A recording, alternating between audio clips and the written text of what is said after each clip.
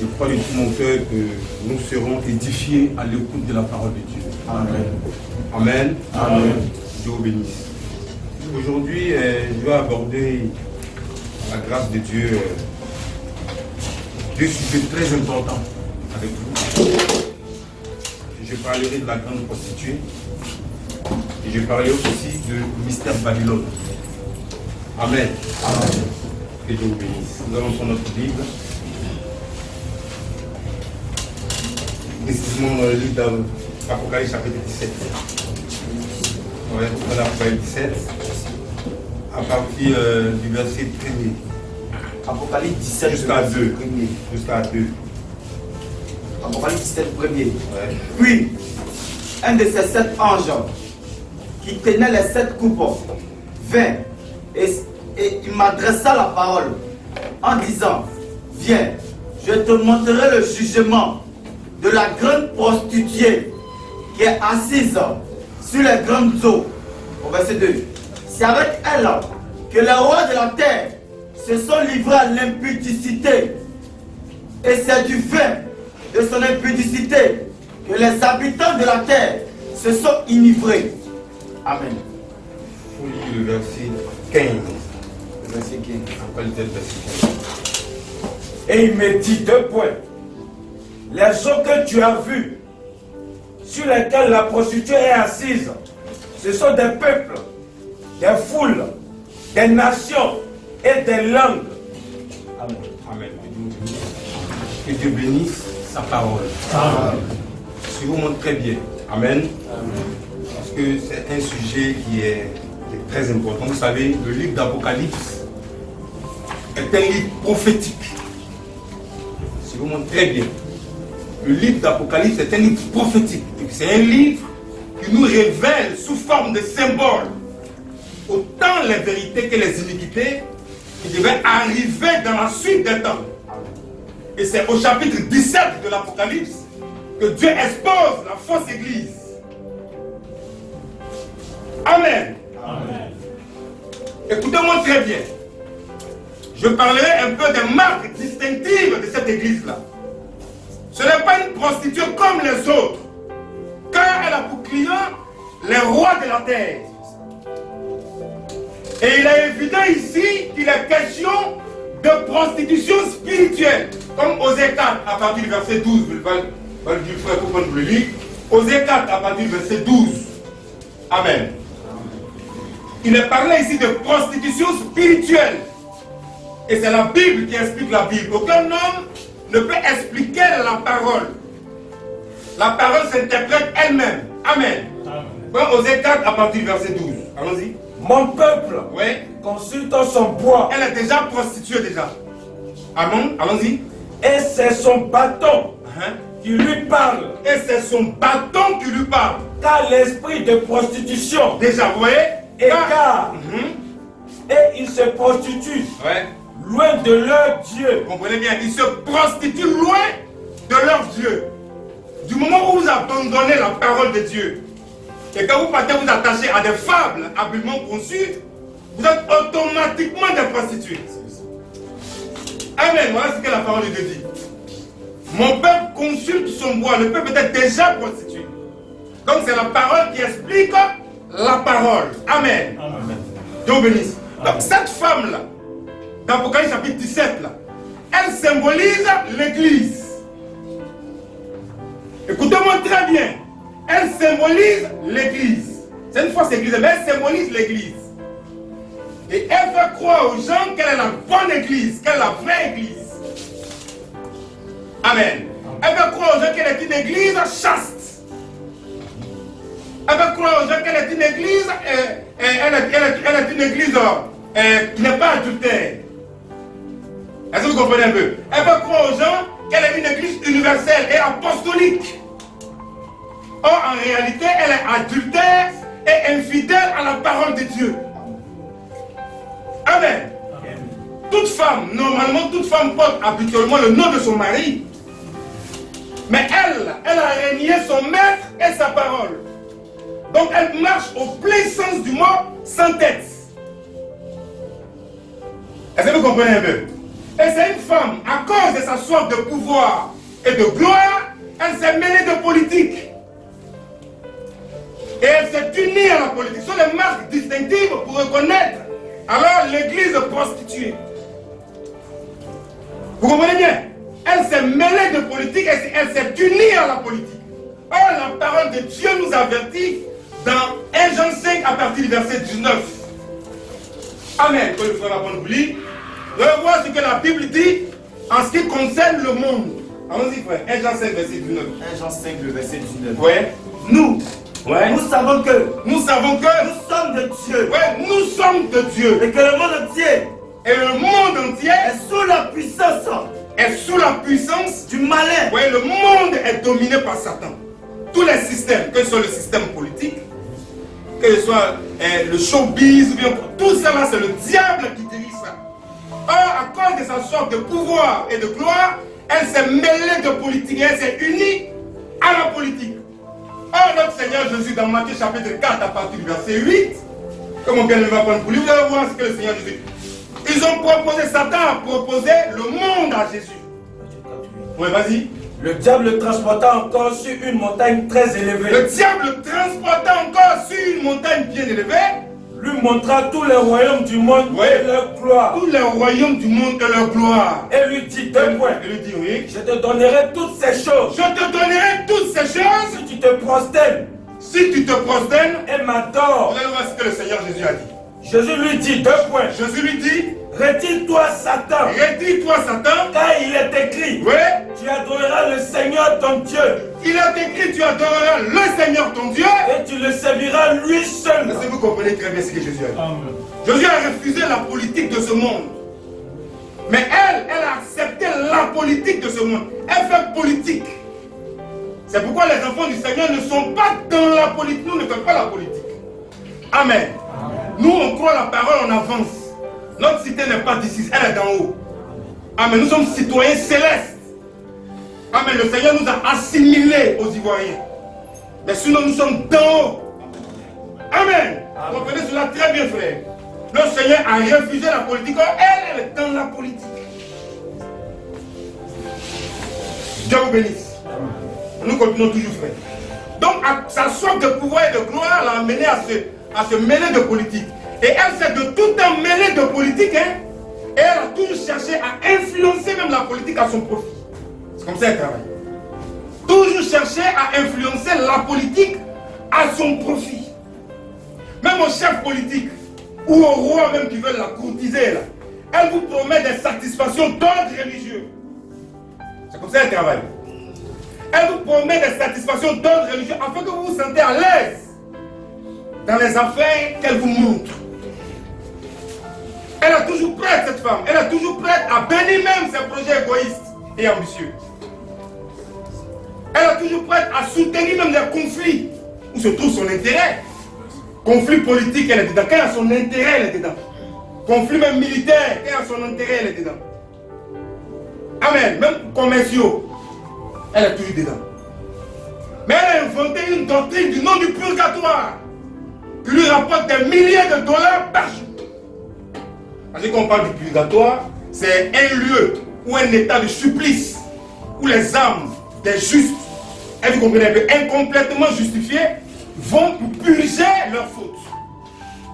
C'est trop grave la définition. Nous sommes déjà justifiés sur la terre ici. Amen. Le Seigneur nous a justifiés. Et c'est ça qui a indigné Martin Luther. Puis il est sorti de là. Cette fausse doctrine.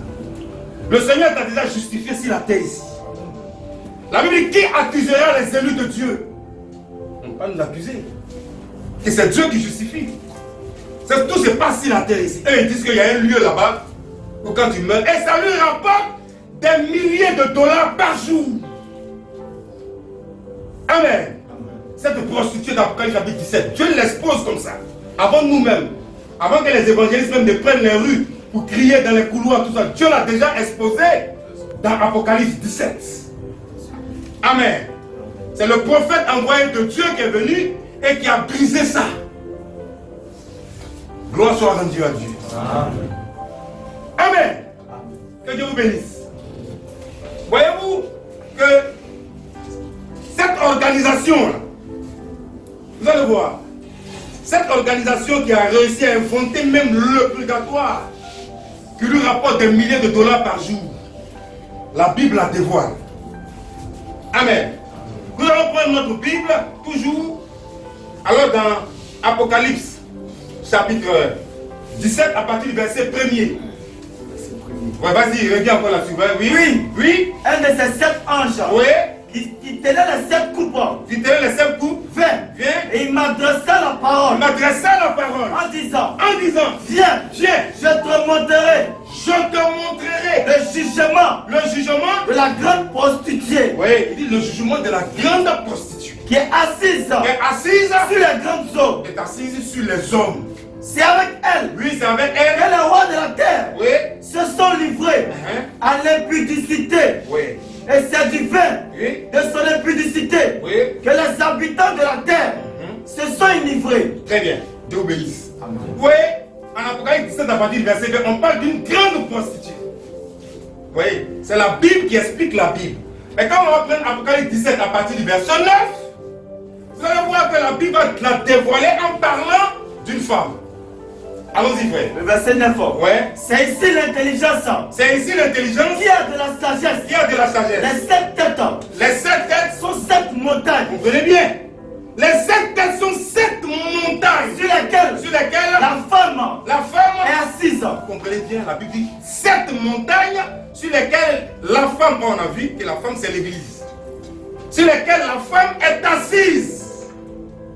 Vous voyez, il y a eu des orateurs et des poètes latins qui ne connaissaient même pas la prophétie, qui ont existé au temps de l'Empire païen, mais qui ont parlé de la ville de Rome sans toutefois connaître la prophétie. Il y a un poète latin du nom de Ainsi Virgile, ne connaissait même pas la prophétie. Il est venu en l'an 71 et l'an 19 avant Jésus-Christ. Il parle il parle de Rome. Il dit Rome est construite sur cette hauteur et elle s'est entourée d'une muraille. Il ne connaissait même pas la prophétie de l'Apocalypse là. Mais il parlait déjà de Rome. Il y a un encore qu'on appelle Prospectus. Prospectus lui vient et puis il dit, il complète le trait de l'Apocalypse en disant que une noble ville qui gouverne toute la terre. Il parlait de Rome comme ça. Il dit c'est la noble ville qui gouverne toute la terre. Oh putain, il n'était pas là. Il n'existait, comment on appelle ça, Rome n'existait pas encore. Et pardon, ils n'étaient pas au temps de l'Empire, et je parlais, ils n'étaient pas au temps ils ne connaissaient pas la prophétie, pardon. Mais il disait déjà, il parlait déjà de ça. Écoutez-moi très bien, frère. Il dit une noble ville qui gouverne toute la terre. Oh, quand on va prendre Apocalypse 17, à partir du verset 18. Oui, qu'est-ce que la Bible dit là-bas? Et la femme que tu as vue. Et la femme que tu as vue, c'est la grande ville. Vous comprenez? Ouais, de prostituée, elle devient une femme. De femme, elle devient une ville. Il est question ici de la ville-État. Amen. Amen. Et la femme que tu as vue. C'est la grande ville. C'est cette ville. Il y a la royauté. Oui. Sur le roi de la terre. Oh, ça, Prospectus disait ça. Prospectus disait que c'était une noble ville qui gouverne toute la terre. Pendant qu'il ne connaissait pas encore la prophétie. Mais ici, il a dit que cette femme que tu as vue, c'est la grande ville, c'est la ville-État. Amen. Qui est la capitale de l'église catholique. Et qui est là-bas aussi se trouve la résidence du souverain pontife. Parce que le souverain pontife, c'est un chef politique. Amen. Amen. Il est question de cette ville. Au départ, on parlait de grandes prostituées. Après, on vient parler d'une femme. Et après, on vient parler d'une ville. Vous voyez comment Dieu l'a exposé dans la Bible? Dieu a exposé l'église et l'État dans la Bible. Amen. Et la Bible est claire. En Apocalypse chapitre 17, à partir du verset 5. 17, verset 5, vous voyez que la Bible a dit, sur son front, oui, vas-y, était écrit un nom. Sur son front était écrit un nom. Un mystère. un mystère. Babylone la grande, Babylone la grande, la mère des impudiques la mère des impudiques et des abominations de la terre. Et les abominations de la terre. Allons-y. Et je vis cette femme, Et je vis cette femme. ivre du sang des saints. Dieu te bénisse, tu peux t'arrêter là. Voilà, il dit. Et je vis cette femme. Un nom, pardon, écrit sur son front. Mystère Babylone, la mère des impudiques. Donc les Écritures vont plus loin et elles affirment nettement que cette grande prostituée est mère de filles prostituées. Est-ce que vous comprenez bien? En effet, l'Église catholique a engendré un grand nombre de filles qu'on appelle les dénominations. Pas seulement l'Église catholique, mais qu'on appelle les dénominations. Vous voyez comment la première dénomination est née? Et comment naît une dénomination? Voilà comment la première dénomination est née. Vous connaissez bien Martin Luther. Martin Luther, c'est un véritable messager envoyé de Dieu. Il a vu les faussetés de l'Église catholique. Il a vu que l'Église catholique vraiment avait trop de credos et de dogmes humains. Frère, quand vous avez les credos et les dogmes humains, le Seigneur vous abandonne. Le Seigneur a été clair quand vous lisez Marc chapitre 7. Il a dit, ce peuple si m'honore des lèvres, mais leur cœur est fort éloigné de moi, parce qu'ils enseignent des préceptes qui sont des commandements humains. Il dit, vous abandonnez fort bien le commandement de Dieu pour vous attacher à vos traditions. Vous voyez, la parole de Dieu était inefficace au milieu de ces gens-là. Vas-y. C'est en vain. C'est en vain Qu'il m'honore. qu'il m'honore Et en donnant des préceptes en donnant des préceptes. qui sont des commandements d'hommes. Une fois il y a les commandements d'hommes là, c'est devenu une organisation. Vous abandonnez Il dit vous abandonnez le commandement de Dieu. le commandement de Dieu. Et vous observez Vous observez. la tradition des hommes. C'était déjà une dénomination. Voilà la dénomination. C'est lorsqu'il y a un système humain. Un système humain. Ce n'est plus la parole de Dieu qui règne. Vous voyez que les évangélistes qui vous ont gagné, ils vous ont gagné avec la parole de Dieu. Ils ne vous ont pas gagné avec les pensées humaines. Une fois il y a pensée humaine à l'intérieur de l'église, ça devient une dénomination, une organisation d'hommes. Et le Seigneur vous abandonne. Et ils pensaient que Dieu était obligé de sanctionner leur résolution. Or Dieu les avait abandonnés eux et leur secte religieuse le jour où ils ont abandonné sa parole. Dieu n'est pas obligé à aucune église qui se dit chrétienne. Dieu est dans sa parole et il reste dans sa parole et il rencontre l'homme dans lui sa parole. Amen. Voilà comment Dieu fonctionne. Il rencontre l'homme dans sa parole. C'est comme ça que Dieu travaille. Amen. Une fois les traditions d'hommes rentrent dans l'église, comme par exemple groupe ethnique, que font la religion, il y a tellement de choses. Une fois ça rentre dans l'église, c'est fini. Le cœur de Dieu est frustré. Parce que vous avez commencé à créer des groupes ethniques là. On dit quand les Baoulés sont là, les Agnis ne sont pas ici. Quand les BT sont là, c'est là. Quand le pasteur BT doit prêcher, c'est là on vient s'asseoir pour écouter la parole de Dieu. Du moins, ça crée même l'église Sema, ça c'est l'église des Baoulés.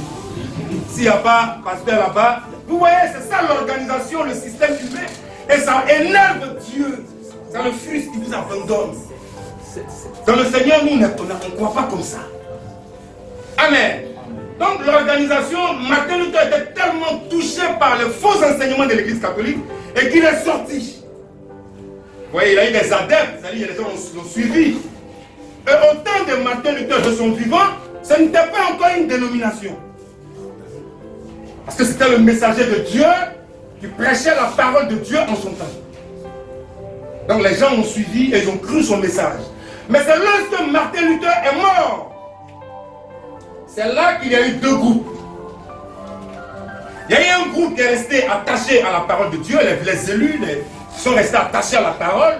Mais il y a un autre groupe qui est allé chercher les enseignements de l'église catholique pour les ramener au milieu de pas, ils étaient désorientés. Ils sont allés prendre les faux enseignements de l'église catholique et ils ont ramené ces enseignements-là au milieu d'eux. Et ils ont commencé maintenant à se donner un nom, Église évangélique luthérienne, protestant luthérien. Et un système humain à l'intérieur. On demande maintenant un diplôme pour devenir pasteur.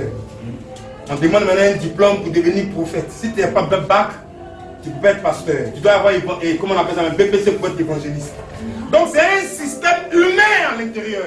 Or, le Seigneur les a abandonnés, eux, comme ça. C'est comme ça que le Seigneur a abandonné. Une fois le système humain rentre, une fois c'est plus la parole de Dieu qui est prêchée correctement, le Seigneur vous abandonne et puis il s'en va. Voilà comment Dieu travaille. Ici, ça peut aller continuer avec 3 personnes. Il va aller continuer avec les 3 personnes. Amen. Dieu s'en fout du nombre, il rencontre et il reste avec ceux qui gardent et respectent sa parole. Amen. Si vous piétinez ça, il va abandonner et puis il avance. Amen. Dieu vous bénisse. Et vous allez voir que cette femme-là, vous allez voir qu'après, il y a eu beaucoup de religions qui ont commencé à venir. L'autre s'élève là, il dit Dieu m'a parlé, et ça va créer son organisation. L'autre s'élève là, il va créer son église là-bas.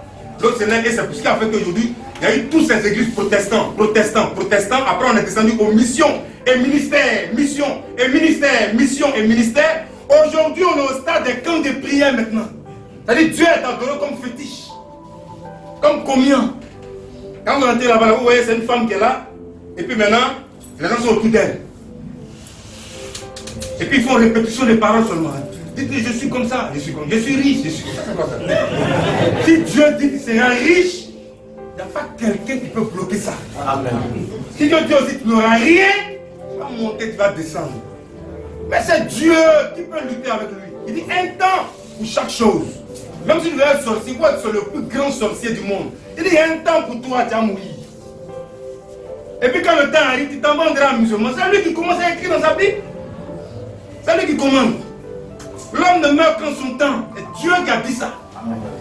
Et nous croyons la parole. Pourquoi nous croyons la parole de Dieu? On n'est pas dans la sorcellerie, tout ça là. On s'en fout de ça. Nous croyons que Dieu campe autour de nous et nous arrache du danger. Amen. C'est fini. C'est la parole de Dieu que nous croyons. Amen. Amen. On n'est pas là pour nous encourir de prophètes en prophète ou bien des, comme font la religion. Ils sont toujours troublés. Aujourd'hui, ils disent ne pas avoir le cœur troublé. Mais ils sont toujours troublés. Amen. Ouais, il faut continuer encore Apocalypse 17 à partir du verset 9. Apocalypse 17, le verset 9. Ouais. C'est ici l'intelligence. C'est ici l'intelligence. Il y a de la sagesse. Il y a de la sagesse. Les 7 têtes sont 7 montagnes sur lesquelles la femme est assise. Au verset 10. Ce sont aussi 7 rois qui sont tombés. Un existe. L'autre n'est pas encore venu. Et quand il sera venu, il doit rester peu de temps. Au verset 11. Et la bête qui était et qui n'est plus est la 8e. Est-elle même la 8e? Reviens, voici 8. J'ai vu cette femme ivre du sang des saints. Voici 8. Je crois bien que c'est ça. Au verset 8. La bête que tu as vue. La bête que tu as vue était et elle n'est plus. Elle doit monter de l'abîme et aller à la perdition. Très bien. Je crois bien que c'est Apocalypse 7. Elle est ivre, et j'ai vu cette femme ivre du sang des saints. À partir du verset 7. 7, voilà, on espère. Et l'ange me dit, et l'ange me dit 2 points. Pourquoi t'étonnes-tu? Pourquoi t'étonnes-tu, oui? Je te dirai le mystère de la femme. À partir du verset 6. Et je vis cette femme ivre du sang des saints. Ah, nous sommes en train de parler, décortiquer et décrypter un peu cette femme-là. Amen. Amen. Il dit, et je vis cette femme, c'est-à-dire cette église, cette ville, ivre du sang des saints.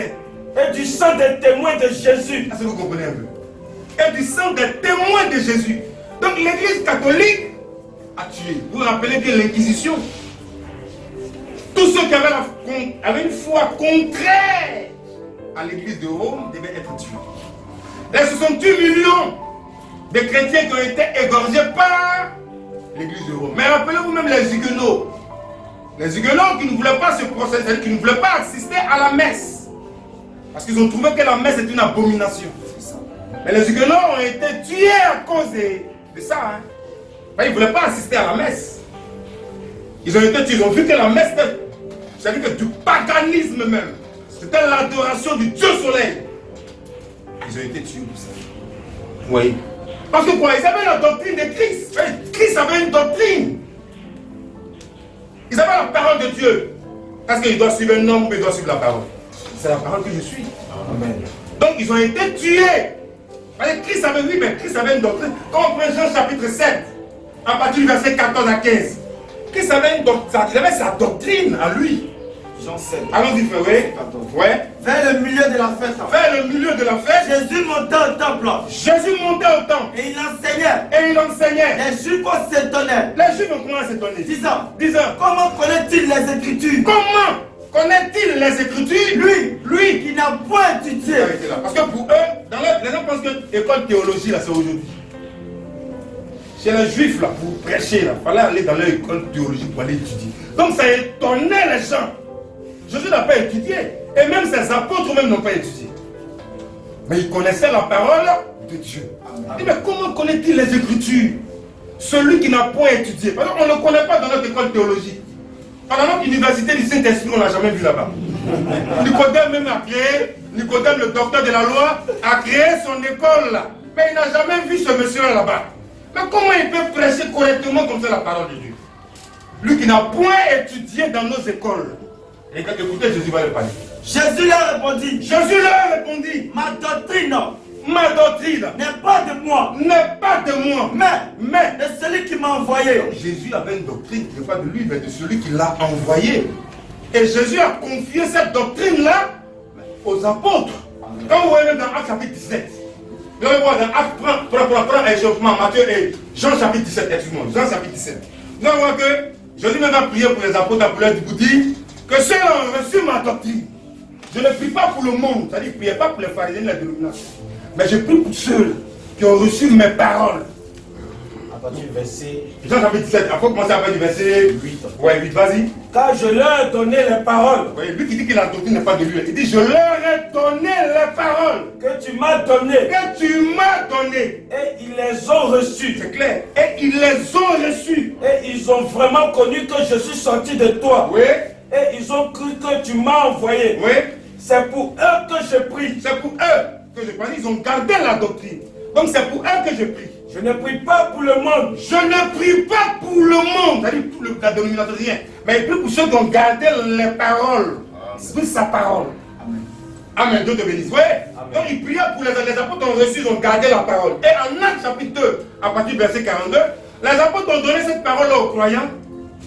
Acte 2, 42. Oui, vas-y. Et il persévérait Et ils persévéraient. dans l'enseignement des apôtres. Voilà, quand on dit l'enseignement des apôtres, c'est l'enseignement de Jésus-Christ. Et Jésus-Christ a prié pour ceux qui ont gardé sa parole.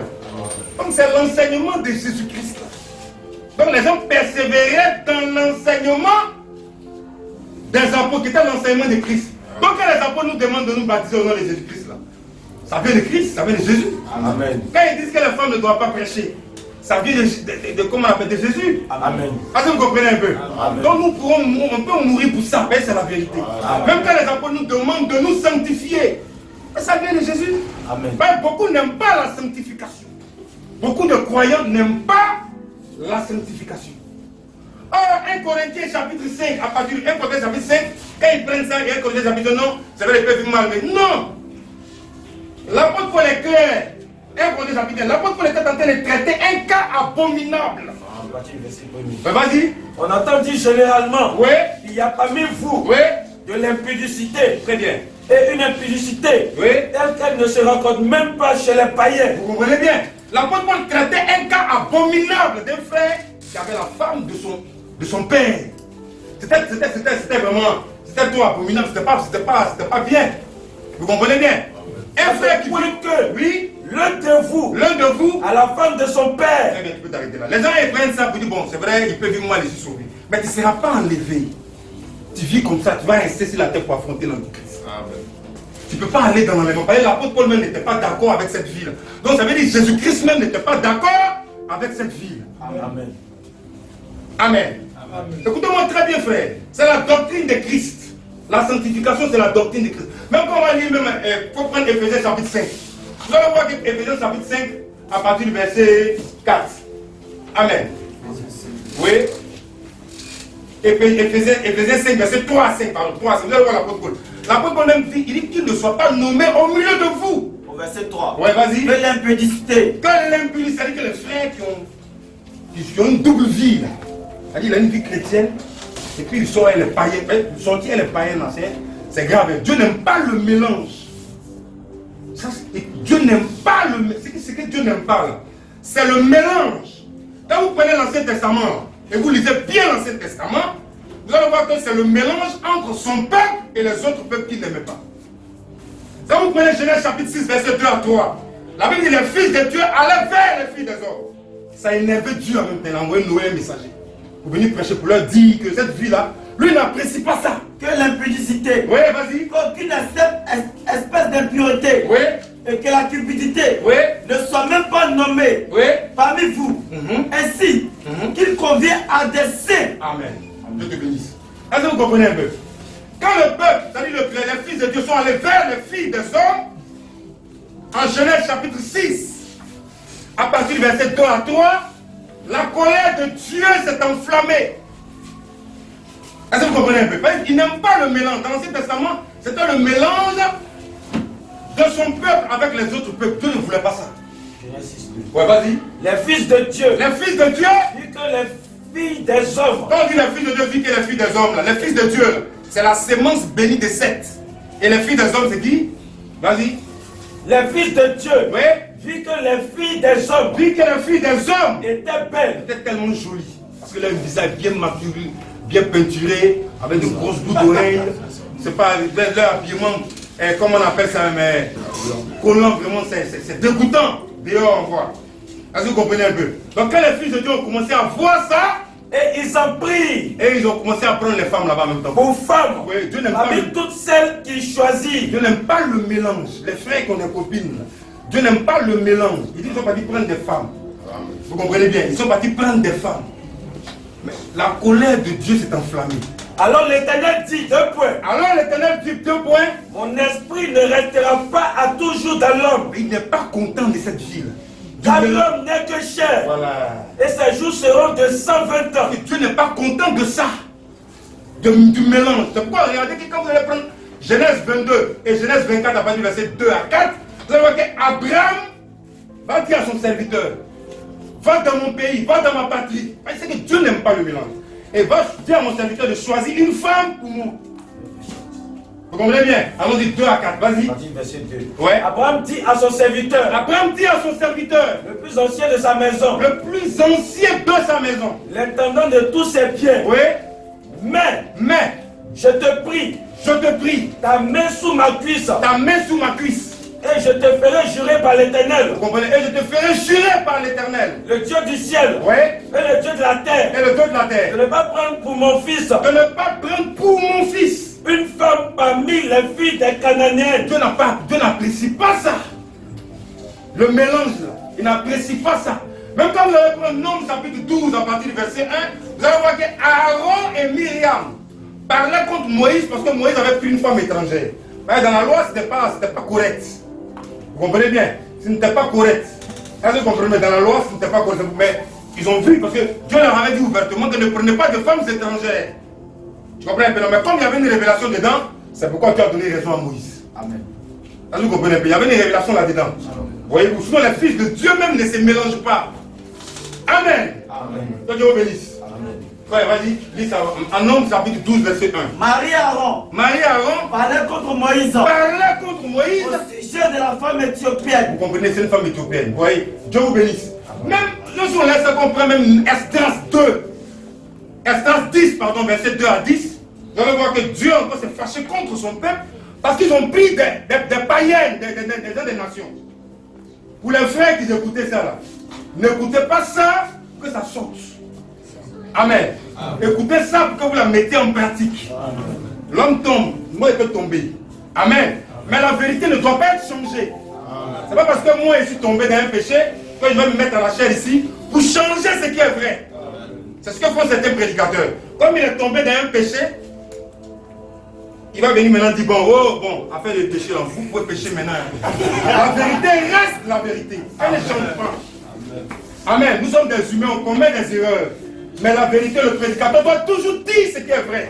Et Dieu est vérité. Amen. Que Dieu vous bénisse. Allons-y, frère. Nombre Esdras, chapitre 10, verset 2 à 10. Ouais. Alors, Shekinah, fils de ciel, Ouais. donc les filles de l'âme, Ouais. prit la parole et dit à Esdras, Ouais. Nous avons péché contre Dieu. Nous avons péché contre Dieu. Je vous dis, En nous alliant en nous à alliant, des femmes étrangères. les frères qui s'amusent toujours en train de chercher des copines dehors. Là. Vous dites, je suis sauvé, comme je crois. J'ai pris dans l'assemblée de tel frère et je suis sauvé à la ville. La Bible est claire ici. En nous alliant à des femmes étrangères. Nous avons péché Nous avons péché contre Dieu. contre Dieu En nous alliant en nous alliant à des femmes étrangères. à des femmes étrangères. Dieu n'a jamais aimé ça depuis le temps de Noé. C'est pas vous allez voir que quand Jésus va venir, il va dire, ce qui est arrivé au temps de Noé arrivera de même. Vous voyez, or ce qui est arrivé au temps de Noé, les fils de Dieu sont allés vers les filles des hommes. C'est ce qui va se passer aujourd'hui encore. C'est pourquoi les gens prêchent pour dire, goûtez d'abord. Vous voyez, que ce sont des païens. On ne peut pas goûter. Vous ne savez pas que les femmes fornicatrices en Israël étaient lapidées. Parce qu'une femme même, là, avant de se marier à un homme, c'est-à-dire quand l'homme fait son vœu de mariage, est-ce que vous comprenez? La femme, avant de faire son vœu de mariage, doit confesser sa vie de fornication à son futur fiancé. Parce que si elle ne le fait pas, et que pendant 10 ans elle le confesse, il a le droit de la répudier. C'est biblique. Les femmes fornicatrices étaient lapidées en Israël. Et quand vous encouragez les gens à sortir ensemble, goûtez d'abord, goûtez d'abord, goûtez d'abord, vous ne savez pas que le jour où elle va rencontrer son mari, elle doit confesser ça. Elle doit confesser ça à son mari toute sa vie. Elle doit préciser même le nombre d'enfants qu'elle a. Elle doit préciser même le nombre de gars qu'elle a connus.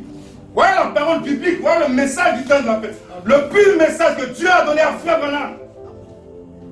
Amen. Et c'est ça la véritable sanctification. Si elle ne le fait pas, et que 10 ans plus tard, elle confesse, le mari peut la laisser et puis se remarier. C'est la Bible. Vous pouvez le voir dans Deutéronome chapitre 22, à partir du verset 13. C'est écrit ce que je dis, ce n'est pas que j'ai inventé. Amen. Et Frère Branham en parle dans la parole de Dieu. Dieu vous bénisse. Allons-y, frère. À partir du verset 13. Ouais, vas-y.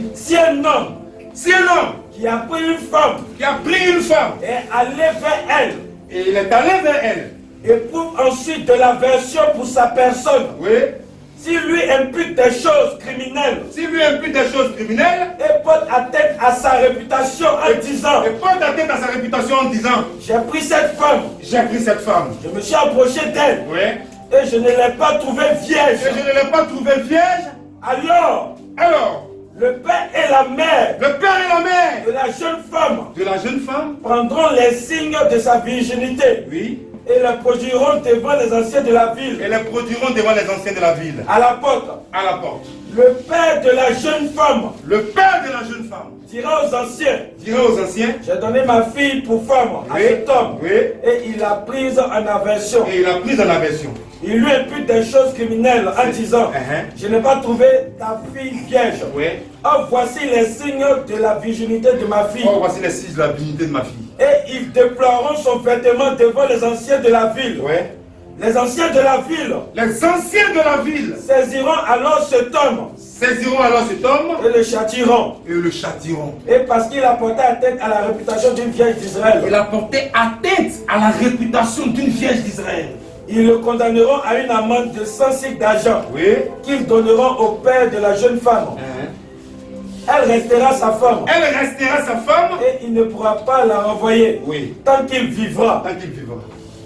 Mais si le fait est vrai, si la jeune femme ne s'est point trouvée vierge, on dit qu'on ne goûtait pas d'abord. Si le fait est vrai, si la jeune femme oui, ne s'est point trouvée vierge, on fera sortir la jeune femme à l'entrée de la maison de son père. Elle sera lapidée. Ah, les femmes fornicatrices étaient lapidées en Israël. Elle sera lapidée Par les gens de la ville. Et Et elle mourra. vous comprenez bien? Et Elle a commis une infamie en Israël je n'invente rien. en se prostituant dans la maison de son père. Amen. Oui, c'est pourquoi les apôtres prêchaient la sanctification. Quand ils prêchaient en leur temps, là, le Nouveau Testament n'était pas encore écrit, hein, et ils prêchaient avec l'Ancien Testament. Donc quand ils regardent, ils tapaient sur la sanctification. Ils disent aux frères de se sanctifier. Et c'est la parole de Dieu. On n'encourageait pas la débauche. C'est pourquoi l'apôtre Paul dit, pour éviter de la débauche. Oh, des prédicateurs aujourd'hui prêchent pour dire, Vivez dans la débauche avant de vous marier. Vous voyez que c'est ça Satan. Il est très subtil. Il peut vous présenter la vérité, mais pas toute la vérité. Il vous présente d'abord une vérité pour venir. Quand vous venez maintenant à lui, il donne maintenant ses propres pensées. Vous comprenez bien? Il vous prêche maintenant ses propres. Il peut tout prêcher la pureté de la parole de Dieu. Amen. C'est la vérité. Les enfants du Seigneur ne se mélangeaient pas. Même Esdras, vous avez vu, dans Esdras, je veux qu'on revienne rapidement sur Esdras. Pour que vous compreniez, frère. Ce qui fatigue aujourd'hui les frères, c'est le péché du sexe. Qui fatigue aujourd'hui les frères beaucoup. C'est ça qui fatigue les frères.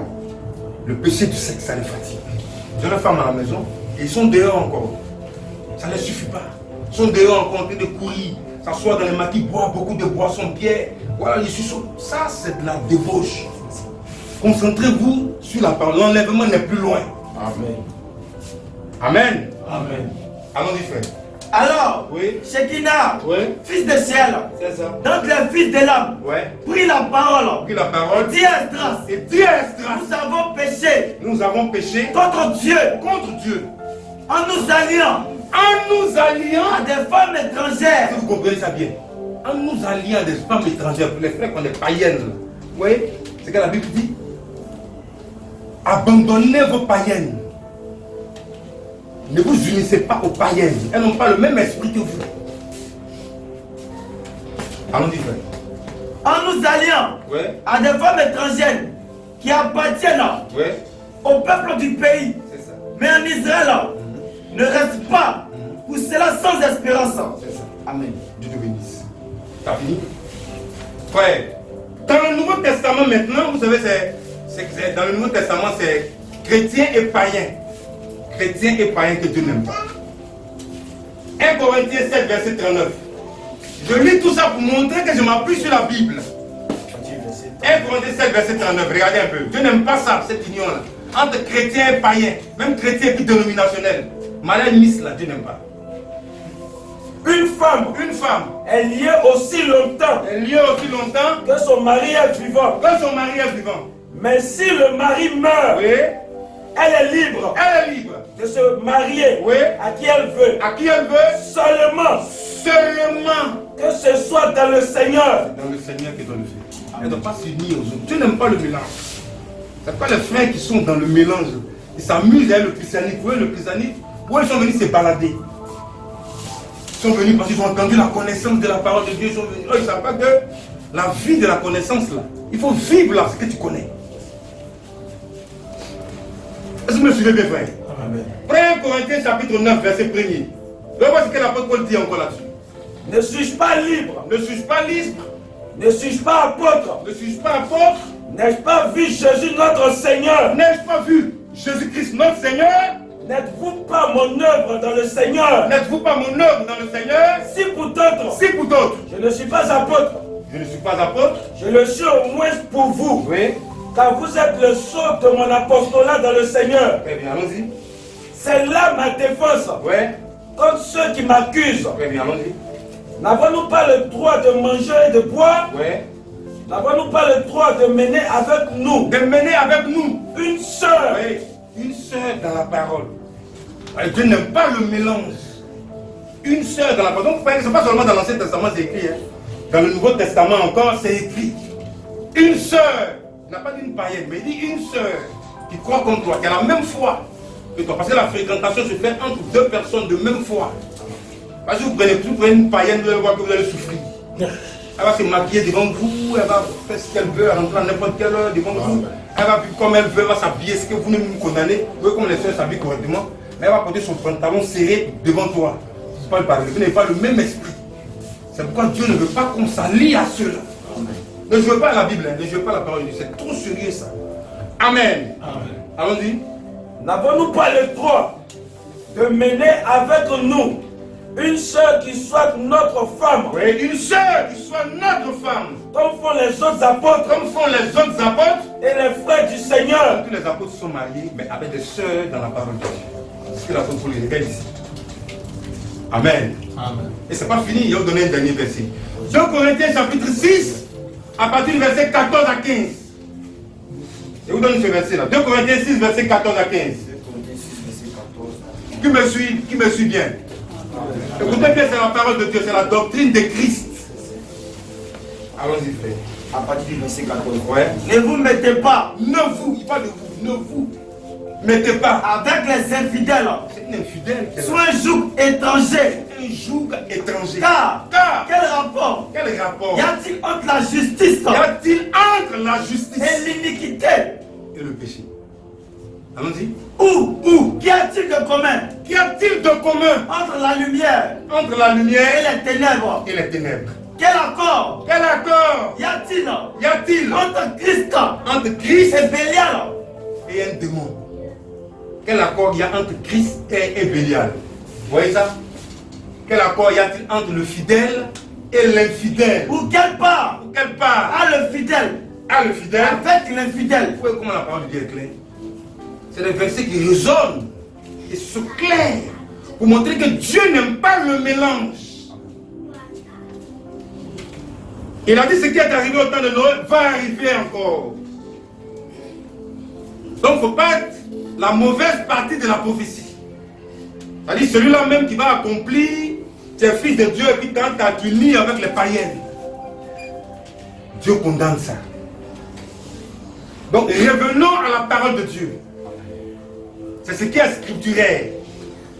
Ne renversons pas l'ordre public, l'ordre de la parole. Même si elle te break dehors, la Bible est claire. Une femme même ne doit pas breaker un homme. La Bible est claire là-dessus. Amen. Si une femme se met à chercher un homme par ses gestes, ou par sa parole, ou par sa manière de marcher, c'est charnel et diabolique. C'est aussi la manière de prostituer de se comporter. C'est l'homme qui va toujours vers la femme. Les femmes ne viennent pas, c'est pas correct. Quand vous prenez Genèse, même dans Genèse 2, Adam a dit, cette fois-ci, celle-ci a la chair de ma chair et les os de mes os. Et on l'appellera femme. C'est lui qui est parti vers la femme. Vous comprenez bien? C'est l'homme qui va toujours vers. Ce n'est pas les femmes qui viennent vers l'homme. Ça renverse la parole de Dieu. Ce n'est pas correct. Ce n'est pas juste. Amen. Même dans 1 Corinthiens chapitre 11, on va reprendre ça pour lire, 1 Corinthiens chapitre 11, à partir du verset 8 à 9.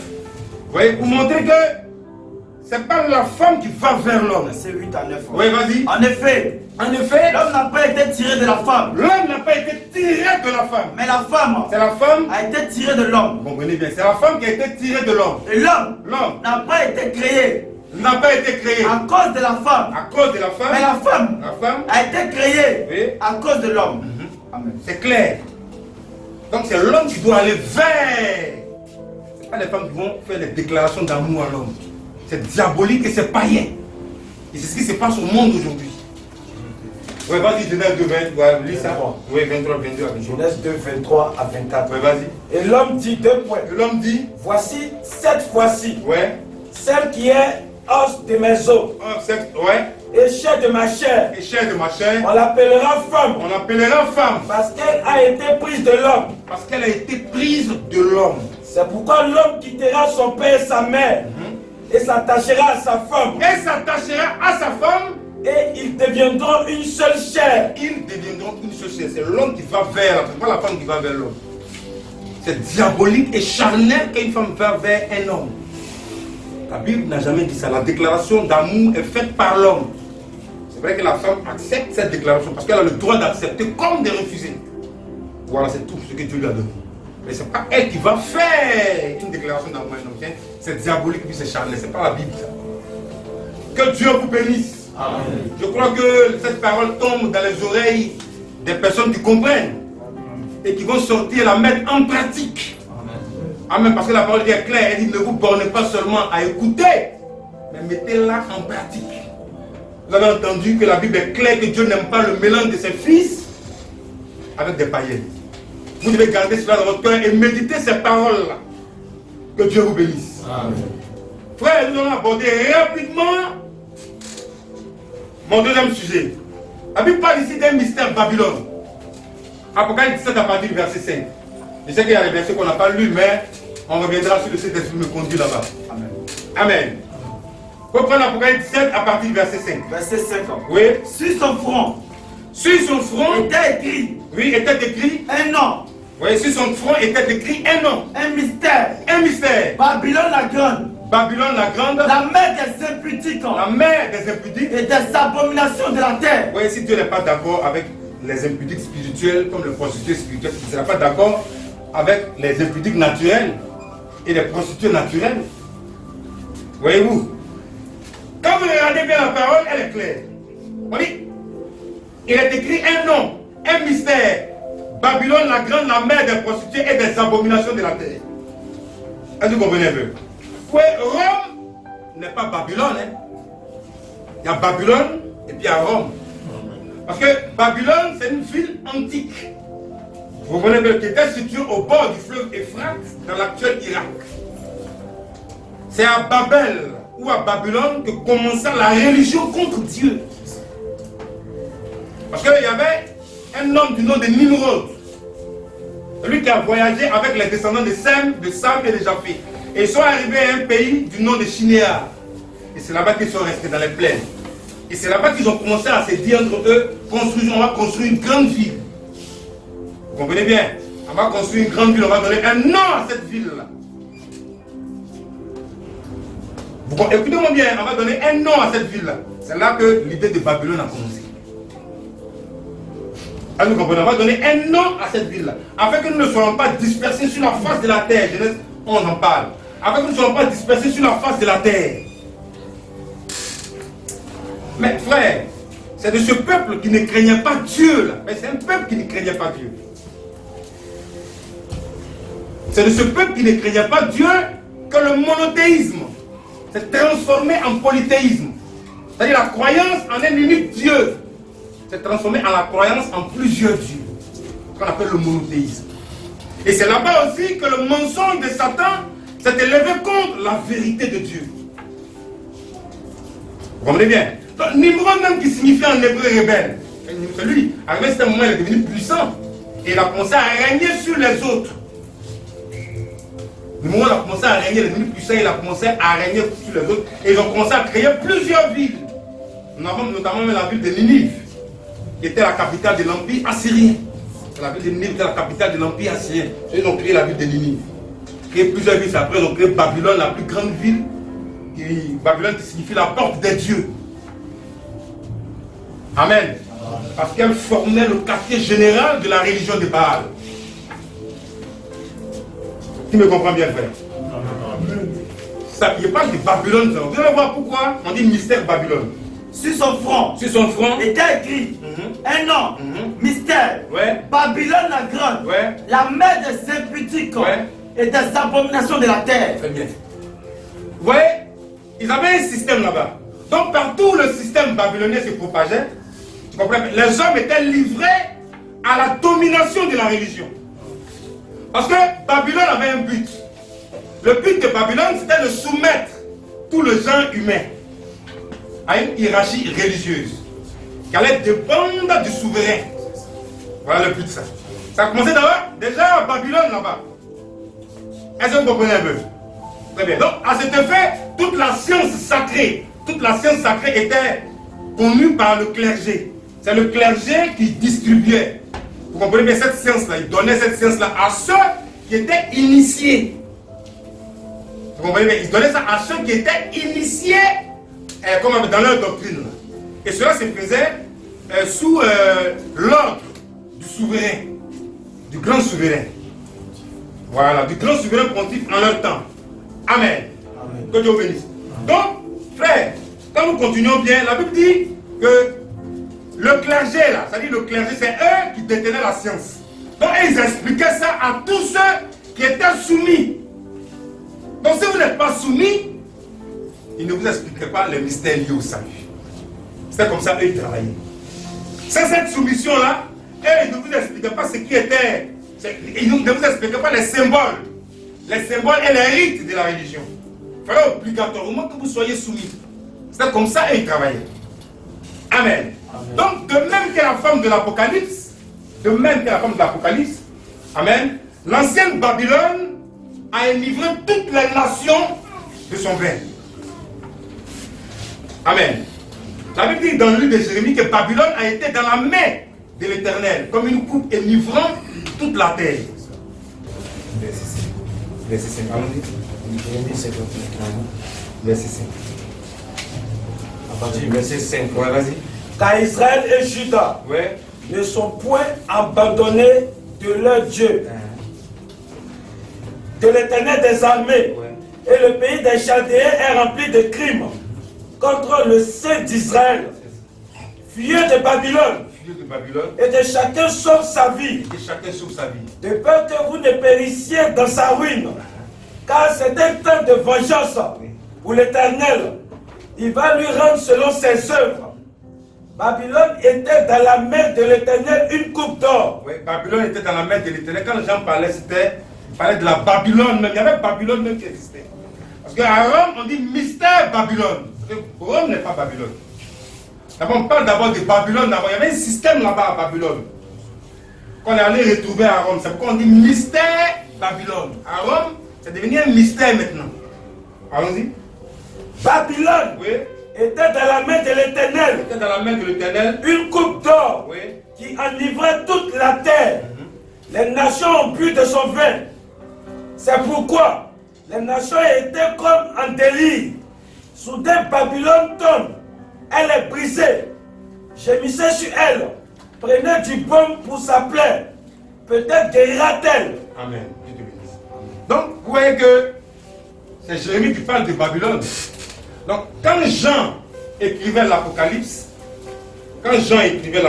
l'apôtre Jean, Babylone était déjà détruite.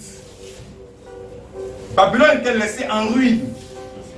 C'est pourquoi le Seigneur pouvait parler à travers ses prophètes pour dire Babylone est devenue un repère d'animaux sauvages. Est-ce que vous comprenez un peu? Mais si la ville de Babylone était détruite, on est d'accord que la ville de Babylone a été détruite. Mais la religion babylonienne n'a pas été détruite. La religion babylonienne a voyagé de siècle en siècle et a sémé dans le monde. Amen. Donc Satan est devenu réellement le Dieu de ce monde. Satan. Il est réellement devenu le Dieu de ce monde, exigeant aux gens l'adoration. Ce que Satan a fait. Exigeant aux gens l'adoration. Mes frères, écoutez-moi très bien. Si Babylone était le siège de Satan, Babylone, même comme il parlait de ça, de Nimrod, là, était le siège de Satan. Mais comment Rome a fait pour le devenir? Comment Rome a fait pour devenir aujourd'hui le siège de Satan? La réponse se trouve dans l'histoire que je vous explique. Amen. Amen. Oui, il y a eu une guerre entre les Médès et Babylone. Voyez? Babylone est tombée. C'est-à-dire que quand Babylone est tombée aux mains des Médès et des Perses, il y avait un roi là-bas du nom d'Attalus. Il était avec les prêtres et ses mystères. Et ils ont fui et ils sont allés se réfugier à Pergame. C'est pourquoi rien d'étonnant, quand Dieu parle à l'ange de l'église de Pergame, je sais où là où tu te trouves, là se trouve le trône de Satan. Amen. Est-ce que vous comprenez un peu? Amen. Donc ils sont allés rester à Pergame. Et à Pergame, tu as trouvé ça, Pergame, là, tu vas voir. Ce qui est dit est biblique. Allons-y. À partir du verset 12. Ouais, vas-y. Écrit à l'ange de l'église de Pergame. Écrit à l'ange de l'église de Pergame. Voici ce que dit celui qui a l'épée aiguë à deux tranchants. Ouais. Je sais où tu demeures. Je sais où tu demeures. Je sais que là Je sais que là. est le trône de Satan. Oui, ils ont fui et ils sont allés là-bas. Donc là-bas se trouvait maintenant le trône de Satan. Tu retiens mon nom et tu n'as pas régné ma foi. Ouais. Même au jour d'Antipas, Ouais. mon témoin fidèle, qui a été mis à mort chez vous, là où Satan a sa demeure. Au verset 14. Mais j'ai quelque chose contre toi. C'est que tu as là des gens attachés à la doctrine de Balaam. Que Dieu te bénisse. Donc, comme je disais, quand Babylone est tombé dans les mains de Médès et des Perses, donc le roi Attalus, il a fui, il est allé à ses prêtres, ils sont allés rester à Pergame. C'est quoi rien d'étonnant? Où le Seigneur dit à Pergame que là où tu te trouves, se trouve le trône de Satan. Donc ils étaient à Pergame et ils ont commencé à prospérer, mais sous la protection du diable.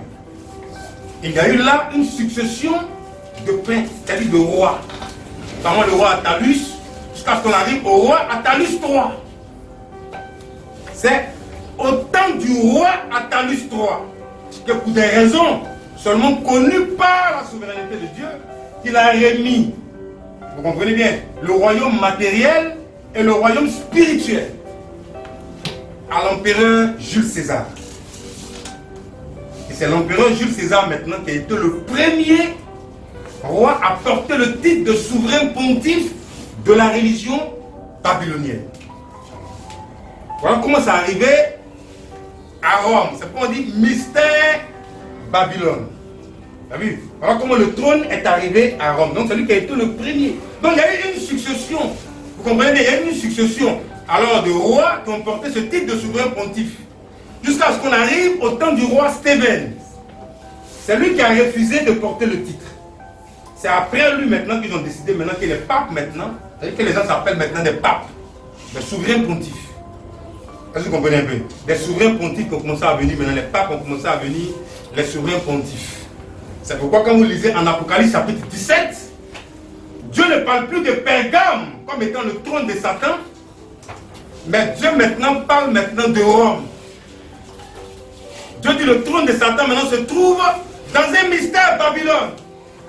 Vous comprenez bien?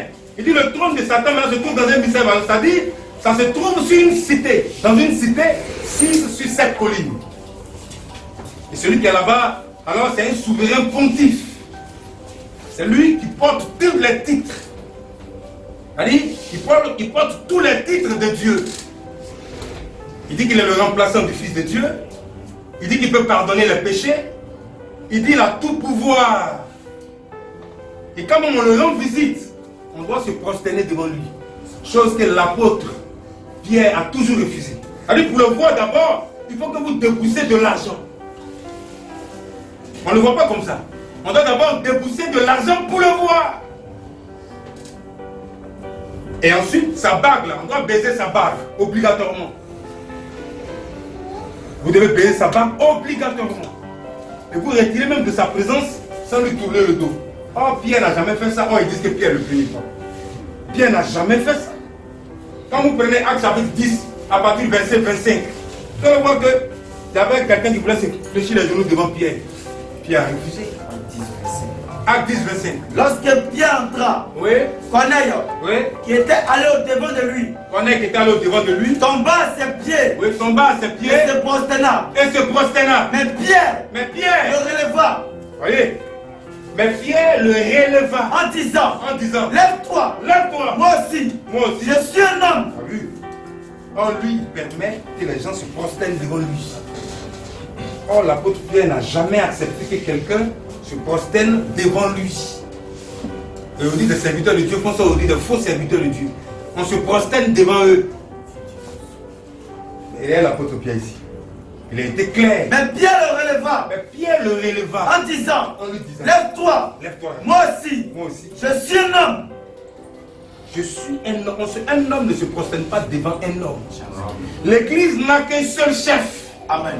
Et c'est Jésus-Christ. Amen. Tous les autres membres sont égaux. Amen. Tous les autres membres. Pierre n'a jamais été élu chef de l'église. Jamais. Si Pierre était chef de l'église, la Bible allait parler de ça. Au contraire, mais la Bible dit ce qui est élevé au milieu de vous est une abomination aux yeux de Dieu. Vous comprenez bien? Le souverain pontife, c'était ce qui régnait à Babylone. On est venu trouver maintenant à Rome. Vous comprenez que c'est pourquoi l'appel à sortir est très important. Sortez du milieu d'elle. Quand les évangélistes sont dehors en train de prêcher, sortez du milieu d'elle. Sortez du milieu. On dénonce d'abord la doctrine. On montre là-bas que c'est faux ce qu'ils font là. Et quand l'église, les frères viennent maintenant, on les positionne maintenant avec la doctrine de Christ.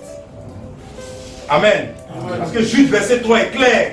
Il dit combattez pour la foi qui a été transmise au sein une fois pour toutes. Il n'y a pas 2 ni 3 fois.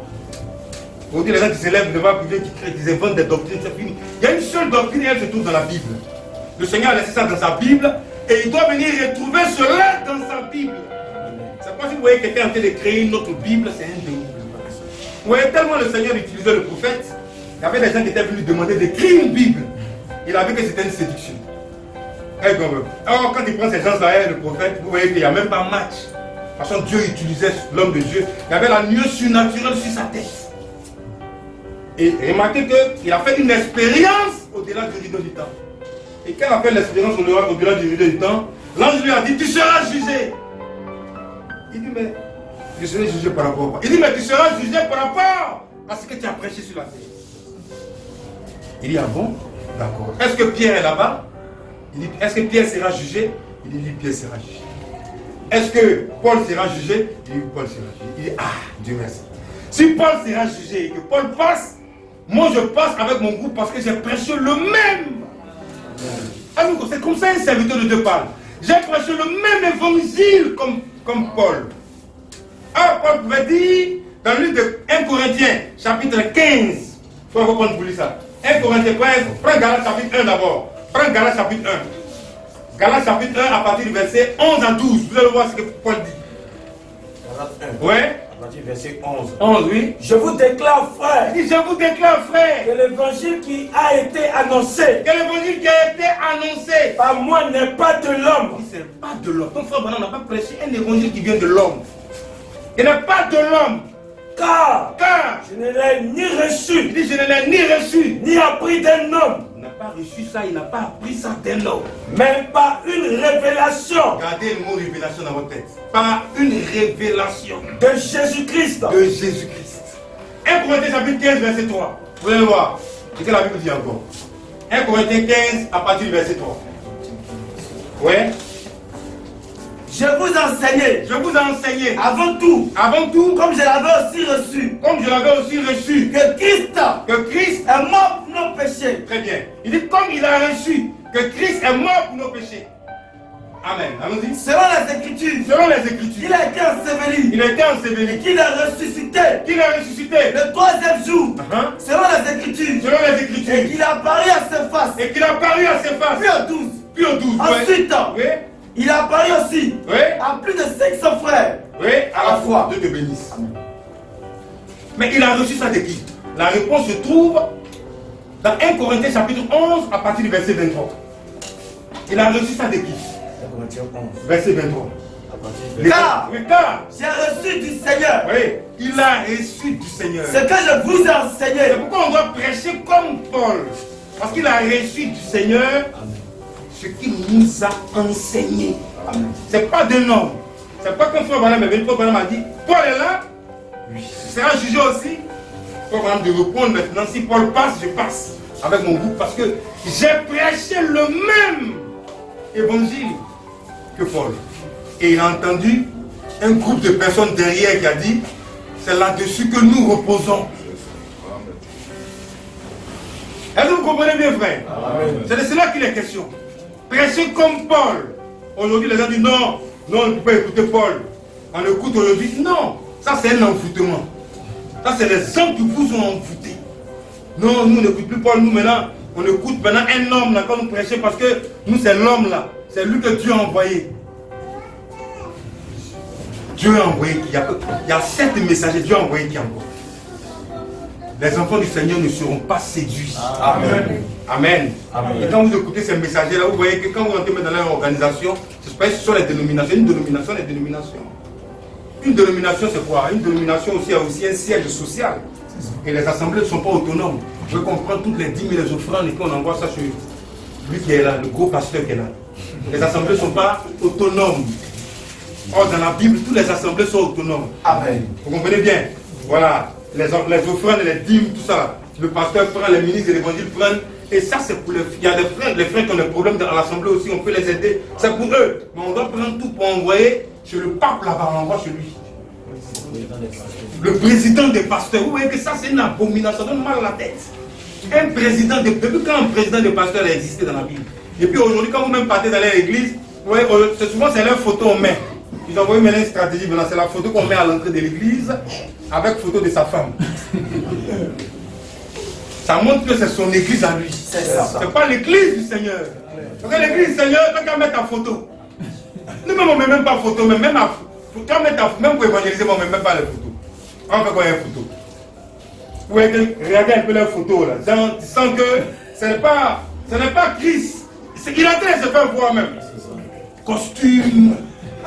Et puis il prend la Bible, on dirait qu'il connaît. Quand on va le faire asseoir, quand on lui poser 2 questions, c'est pour avoir sueur. C'est pour avoir sueur sur lui. Il attrape la on dirait un karatéka. On le voit plein comme ça dans la rue. Quand on pose 2 questions sur le même, on va avoir sueur. Même pas prendre téléphone, il va fuir fatigue. Vous voyez? C'est ça Satan. Nous, la parole de Dieu, on n'a même pas voulu faire affiche. L'évangile va de bouche à oreille. Quand c'est la vérité, là, ça va se trouver chez toi à la maison. Amen. Et tu vas sortir. C'est ça les enfants du Seigneur. Ça va se trouver chez toi à la maison et tu sors pour venir à la rencontre de la parole. On n'a pas besoin de faire toutes ces publicités-là. Dieu n'est pas dans la publicité. C'est lui-même qui fait sa propre publicité. Amen. Alors, lui-même Dieu, c'est lui qui fait sa propre. On n'a pas besoin de faire publicité de Dieu. Venez chercher vos miracles, venez chercher les onctions, venez chercher cela. Quand tu vas venir là-bas, il n'y a rien. Ça vous te fait répéter seulement prière. Il n'y a rien, c'est des menteurs. Amen. Mais comme la Bible dit, aucun élu ne sera séduit. Il y a les élus là, et il n'y a pas tout ça. S'il faut finir de faire ton miracle, il faut finir de faire marcher le paralytique, il faut finir de chasser le démon.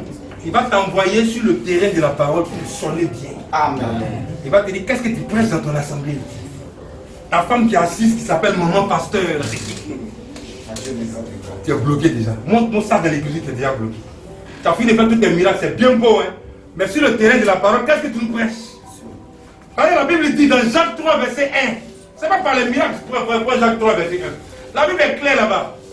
La Bible dit que c'est les enseignements, c'est vos enseignements. Nous serons jugés sévèrement. Fait par quoi? C'est pas parce que tu as fait un miracle. Mais enseignement, qu'est-ce que tu as prêché aux gens? Jacques 3, verset 1. Mes frères, qu'il n'y ait pas parmi vous, un grand nombre de personnes, qui se mettent à enseigner, qui se mettent à prêcher la parole de Dieu. Ils vont se mettre à enseigner. Car vous savez que nous serons jugés plus sévèrement. Vous voyez pourquoi l'apôtre Paul, frère Branham a dit, j'ai prêché comme Paul. Vous voyez, parce que les prédicateurs qui se tiennent dans la chair seront jugés sévèrement. Sévèrement. C'est Paul qui a dit ça. Donc ce n'est pas une affaire à plaisanter. C'est pas de la plaisanterie, c'est pas de la comédie cette histoire de Jésus. C'est pourquoi moi quand les gens prennent Jésus pour s'amuser, lui ça me fait mal. Quand on le prend pour faire comédie souvent, je ne sais pas si vous voyez un peu, c'est comédien. Ils font les, je ne sais pas quel nom, mais quand ils font les trucs, donc Jésus va revenir, puis ça se mord, ça rit. Ça me fait trop mal. Parce que vous ne pouvez pas prendre mon Dieu que j'adore, que je prêche pour amusement. Et puis les gens sont là sur lui. Non, Jésus là, il va revenir, j'espère que comment on appelle ton je reviens là. C'est pas le je reviens de Jésus et puis ça arrive. Le Jésus que moi je prêche, que je crois, qui s'est manifesté dans la vie de l'homme de Kentucky, sur la nuée surnaturelle, c'est sa tête. C'est elle, vous s'amusez comme ça. Vous prenez son nom pour faire théâtre, vous pouvez prendre le nom de votre fétiche là, maintenant vous venez faire théâtre. Ou bien vous pouvez prendre le nom de vos, je ne sais pas quoi là, je ne sais pas, vous adorez vos démons à faire théâtre. Et vous prenez le nom de mon Dieu que je prêche. Je me fatigue pour me prêcher dans les rues partout pour vous amuser. Vous voyez, c'est pourquoi souvent, beaucoup finissent très mal. Ne jouons pas avec le nom du Seigneur, il a dit ne prenez pas mon nom en vain. Amen. Amen. C'est la Bible, frère. Allons-y, tu as fini. Mes frères, qu'il n'y ait pas parmi vous un grand nombre de personnes qui se mettent à enseigner, car vous savez que nous serons jugés plus sévèrement. Nous bronchons tous de plusieurs manières. Si quelqu'un ne bronche point en parole, c'est un homme parfait, capable de tenir tout son corps en bride. Capable de tenir tout son corps en bride. Que Dieu vous bénisse. Donc il est clair en montrant qu'il ne doit pas avoir assez d'enseignants au milieu des frères. Amen. Tu es un enseignant, c'est-à-dire que tu as un ministère. Le ministère là, ça va se faire savoir. Les gens vont voir ça. C'est un don qui vient de Dieu. Amen. Quand ça vient de Dieu, il n'y a pas de problème. Éphésiens 4, 11, est clair. 8 à 11. Il a fait des dons aux hommes. Donc les dons là, on ne prie pas pour l'avoir. On ne va pas prier pour avoir un don. Seigneur, donne-moi le don du prophète, donne-moi le don du pasteur. On ne prie pas. On ne va pas aussi à l'école pastorale pour l'avoir. On est prédestiné. Et on est né avec ça. Amen. Paul a dit ça, Galates 1, verset 11. Galates 1, verset 15, Paul même a dit, vous comprenez, mais il a montré qu'il a été prédestiné, il est né avec ça. Amen. C'est pourquoi nous ne partons pas dans une école théologique où on ne prie pas pour avoir. Paul dit Galates 1, voir. Galates 1,15. Mais lorsqu'il plut, à celui qui m'avait mis à part, vous comprenez, à celui qui m'avait mis à part, dans le sein de ma mère, et qui m'a appelé par sa grâce, ouais, de révéler en moi son fils, ouais, afin que je l'annonçasse parmi les païens. ouais. Aussitôt, je ne consultais ni la chair, Aussitôt je ne consultais ni la chair, ni le sang. ouais. Amen. Donc Paul montre qu'il est prédestiné et il est né avec. Quand tu es prédestiné, tu es né avec ça, alors il n'y a pas de problème. On ne force pas, ça va venir seul. Parole de Dieu. Que Dieu vous bénisse. Je crois de tout mon cœur que nous avons tous été édifiés à l'écoute de la parole. Je vais m'arrêter. Que Dieu vous bénisse. Pour vous tenir debout.